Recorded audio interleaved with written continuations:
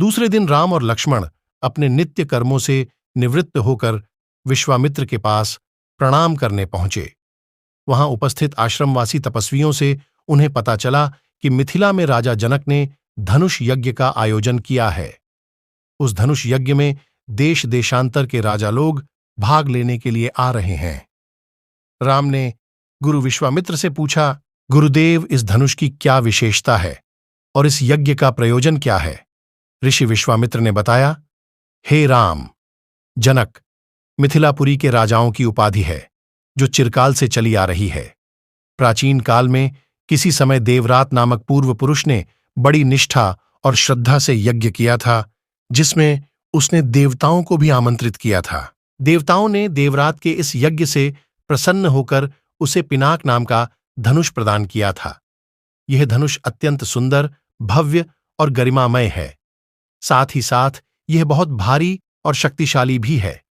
बड़े बड़े बलवान, पराक्रमी और रणकुशल योद्धा तथा शूरवीर इस पर प्रत्यांचा चढ़ाना तो दूर, इसे उठा भी नहीं सकते। अपनी एकमात्र रूपवती और लावण्यमयी कन्या सीता के स्वयंवर के लिए मिथिला नरेश ने प्रतिज्ञा की है कि जो भी पराक्रमी वीर राजकुमार या राजा इस धनुष पर प्रत्यांचा चढ़ा देगा, उसके साथ वे अपनी कन्या का विवाह कर देंगे।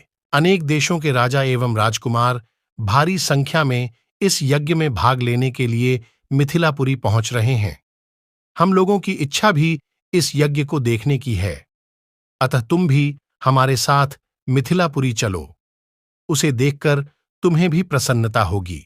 महर्षि के आदेशानुसार राम और लक्ष्मण ने भी विश्वामित्र तथा अन्य ऋषि मुनियों के साथ मिथिलापुरी की ओर प्रस्थान किया। मार्ग में अनेक तरह के दृश्यों का अवलोकन करते हुए वे आध्यात्मिक चर्चा भी करते जा रहे थे।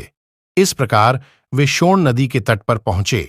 विश्वामित्र सहित सभी ऋषि मुनियों ने सरिता के शीतल जल में स्नान किया।